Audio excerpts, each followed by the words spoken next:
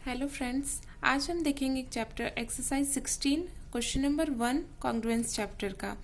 Okay, इससे पहले आपने अगर इंट्रोडक्शन नहीं देखा है कॉन्ग्रुएंस चैप्टर का तो आप मेरे चैनल पे देख सकते हैं ताकि आपको क्वेश्चन पर समझने में आसानी होगी। चलिए क्वेश्चन स्टार्ट करते हैं।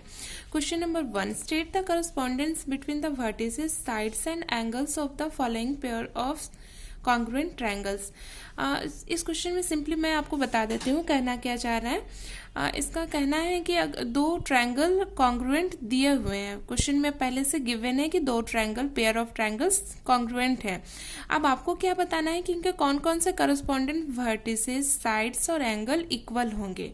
करस्पॉन्डेंस वर्टिसेस इसका मतलब होता है कि अगर दो ट्रायंगल हमने ले लिया, ठीक है, और ये दोनों कॉन्ग्रुएंट हैं तो इसका मतलब है कि ये शेप और साइज में दोनों इक्वल होंगे। तो जब मैं इस ट्रायंगल को इसके ऊपर रखूंगी, ठीक है, तो इसके कौन सा वर्टेक्स किसके ऊपर जाएगा, कौन सा साइड किसे कवर करेगा, यही हमें बताना है। ओके, बस इसको एक नेमिंग दे दिया है क्वेश्चन में, ए बी सी, इसे दे दिया है ई एफ डी। अब सिंपली हम इसको इसके ऊपर रखेंगे तो ए जाएगा ई के ऊपर, ठीक है, ये आप करके देख सकते हो घर पे। बी जाएगा एफ के ऊपर, सी जाएगा डी के ऊपर। आप दो कट कर लेना ट्रायंगल और उस पर नेमिंग कर लेना, फिर आप देखना कि कौन सा वर्टेक्स किसके ऊपर जाता है, फिर आप सिंपली उसे लिख देना। ठीक है, हम सॉल्व करते हैं। अब इसमें हम नेमिंग कर लेंगे, एक रफ ट्रायंगल बना लेंगे, ए बी सी और ई एफ डी। अब वर्टेक्स ए के ऊपर कौन सा जाएगा, ई जाएगा, तो वही हमें बताना है। और साइड ए बी के ऊपर कौन सा जाएगा, ई एफ जाएगा। अगर आप इसे सिंपली प्रैक्टिकल करके देखोगे तो आपको कोई परेशानी नहीं होगी। ठीक है, तो अब हमें सॉल्यूशन में लिखना कैसे होता है वो देख लेते हैं। Vertices A is equal to E, जब हम वर्टिसेस दिखाते हैं इक्वल होगा तो हम ऐसे दो एरो चिन्ह में दिखा देते हैं। ठीक है, B is equal to F, C is equal to D. अब साइड कौन कौन सा इक्वल होगा, ए बी साइड इक्वल होगा ई एफ के, बी सी साइड इक्वल होगा एफ डी के, ए सी साइड होगा ई डी के। ओके, और एंगल कौन कौन सा, जो वर्टेक्स होते हैं वही एंगल हो जाते हैं, सेम वही, बस बीच में इक्वल का साइन हो जाता है। ठीक है, आपको समझ में आ गया होगा आई होप। अब क्वेश्चन नंबर 2 देखते हैं। सेम क्वेश्चन है, बस नेमिंग अलग किया हुआ है, बस आपको उलझाने के लिए। ठीक है, तो हम सिंपली रफ फिगर बना लेंगे।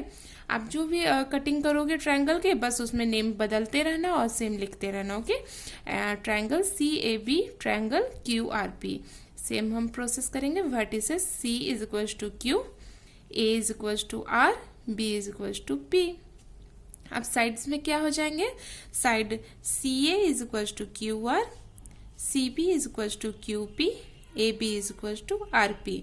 और मैंने आपको बताया है कि एंगल में क्या करना है, जो जो वर्टेक्स होते हैं बस उसे ही इक्वल करके लिख देना है। ठीक है, हो जाएगा, यहाँ आप लिख लेना। ठीक है, यहाँ पे लिख लेना आप, angle C is equal to angle Q, angle A is equal to angle R, angle B is equal to angle P. Okay, अब क्वेश्चन नंबर 3 और 4 भी आप सेम बनेगा, आप बना लोगे। ठीक है, अब क्वेश्चन नंबर 2 देखते हैं हम कैसे बनेगा। क्वेश्चन नंबर 2 जब देखेंगे हम तो क्वेश्चन नंबर 2 क्या कहता है, given below are pair of congruent triangles, state the property of congruence and name the congruent triangles in each case. अब इसमें दो ट्रायंगल दिए हुए हैं, आपको देखना है कि ये कैसे कॉन्ग्रुएंट होंगे। ठीक है, कॉन्ग्रुएंट है या नहीं आपको चेक करना है, और अगर है तो किस प्रॉपर्टी से है। हमने डिस्कस किया हुआ है कॉन्ग्रुएंट कंडीशन, 4 कंडीशन हमने डिस्कस किया हुआ है, बस हमें वो चेक करना है कि किस कंडीशन से ये कॉन्ग्रुएंट होगा। ठीक है, क्वेश्चन नंबर 1 देखते हैं। इसमें दो पेयर ऑफ ट्रायंगल्स दिए हुए हैं, C A B D E F. अब ऐसे फिगर में हमें फिगर में पता कैसे चलेगा कि क्या क्या इक्वल है। जैसे देखिए, यहाँ एक डैश दिया हुआ है, यहाँ एक डैश दिया हुआ है, इसका मतलब होता है A C is equal to E D. अब यहाँ दो डैश दिया हुआ है, C B is equal to E F. Okay, इसका मतलब यही होता है, दो डैश यहाँ है, दो डैश यहाँ है, इसका मतलब ये इसके इक्वल होगा, इस साइड के इक्वल होगा। अब देखिए, यहाँ एक एंगल का साइन बना हुआ है और यहाँ एक एंगल का साइन बना हुआ है, तो ऐसे फिगर में इसका मतलब होता है एंगल सी जो होगा वो एंगल ई के इक्वल होगा। अब इसे ही हमें लिख देना है। हम लिखेंगे in triangle A B C, आप कुछ भी लिख सकते हो, सी ए बी सी, जो आपको नेमिंग देनी हो वो दे सकते हो, and triangle E F D. अब हम दोनों ट्रायंगल में देखेंगे कि क्या क्या हमें गिवन है, ठीक है। तो मैंने बताया एक डैश का मतलब होता है ये वाला साइड और ये वाला साइड इक्वल है, तो हम क्या लिखेंगे AC is equal to ED, ठीक है, गिवन क्वेश्चन में ही दिया हुआ है। और CB is equal to EF, दो डैश वाला दोनों ये भी दिया हुआ है, हम यहाँ भी लिख देंगे गिवन, ओके। अब ये एंगल इस एंगल के इक्वल है, angle C is equal to angle E, और ये भी हमें क्वेश्चन में गिवन ही है। तो ट्रायंगल ABC कॉन्ग्रुएंट, ये कॉन्ग्रुएंट का साइन है, is congruent to triangle EFD। और किस कंडीशन से, अब देखो एक साइड है, दूसरा साइड है, दूसरा साइड है मतलब, और एक एंगल है, तो SAS कंडीशन से क्या होगा, ट्रायंगल ABC जो है वो कॉन्ग्रुएंट हो जाएगा EFD के, ठीक है। अब क्वेश्चन नंबर 2 देखते हैं। अब देखिए ऐसा क्वेश्चन में हमें क्या देखना होता है, ये साइन, अब ये किस चीज का साइन है, ये 90 डिग्री का साइन है, ठीक है। जिनको नहीं पता है ये 90 डिग्री का साइन है। अब जैसे ही हम 90 डिग्री देखेंगे तो हमारे दिमाग में आना चाहिए RHS कंडीशन, क्योंकि वो राइट एंगल ट्रायंगल का एकमात्र कंडीशन है, तो हम उस पर ध्यान लगाएंगे। अब देखते हैं, अब इसमें क्या देख सकते हैं हम, angle P is equal to angle N, क्योंकि ये क्या है 90 डिग्री, तो ये हम ऐसे शुरू में ही लिख देंगे 90 डिग्री गिवन, ओके सॉरी। अब उसके बाद हम देखेंगे कि कौन सा साइड इक्वल है, तो हमें एक डैश दिख रहा है PQ पे और दूसरा एक डैश दिख रहा है MN पे, इसका मतलब ये दोनों इक्वल है, तो हम लिख देंगे PQ is equal to MN, और ये भी क्या है गिवन है।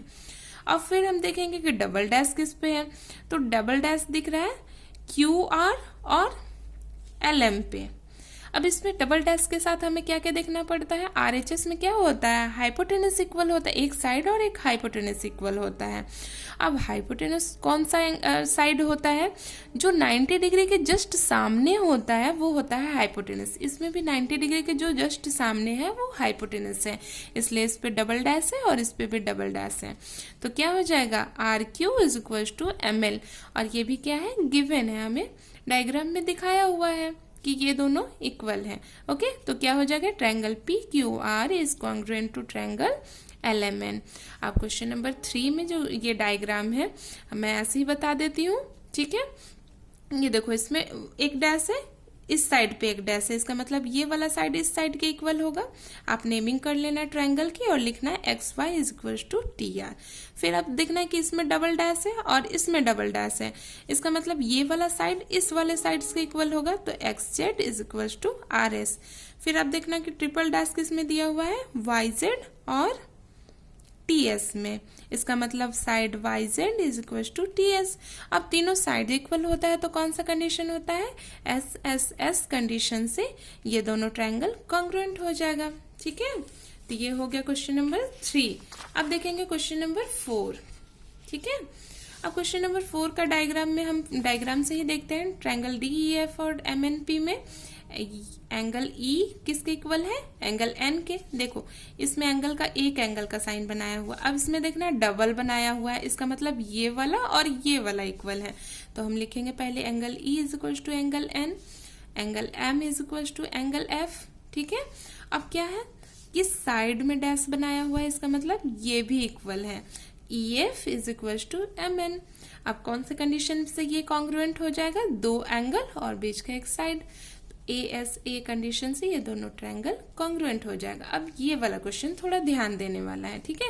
इसमें क्या किया है, सारे एंगल इस ये वाले ट्रायंगल के और ये वाले ट्रायंगल के दिखा दिया है कि सारे एंगल इक्वल है, लेकिन मैंने आपको बताया था पिछले वीडियो में, इंट्रोडक्शन वाली वीडियो में, कि AAA मतलब अगर दो ट्रायंगल के तीनों एंगल इक्वल होता है, ऐसा नहीं है कि वो कॉन्ग्रुएंट होगा, उसमें जरूरी नहीं है कि वो कॉन्ग्रुएंट होगा, हमें कुछ और देखना होगा, ठीक है।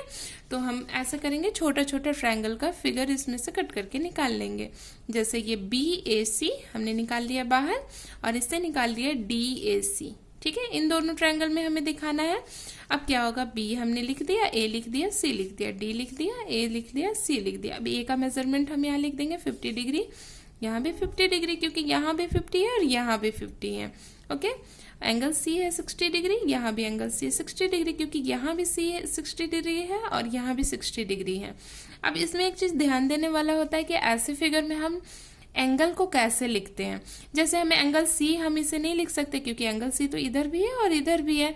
तो हम क्या करते हैं, अगर हमें इस साइड वाला एंगल दिखाना हो तो हम ऐसे लिखेंगे ACB। हमें एंगल सी दिखाना है ना, तो एंगल सी को हम बीच में रखेंगे, ठीक है। उसके इधर उधर आप उधर से भी स्टार्ट कर सकते हो, इधर से भी स्टार्ट कर सकते हो, ठीक है।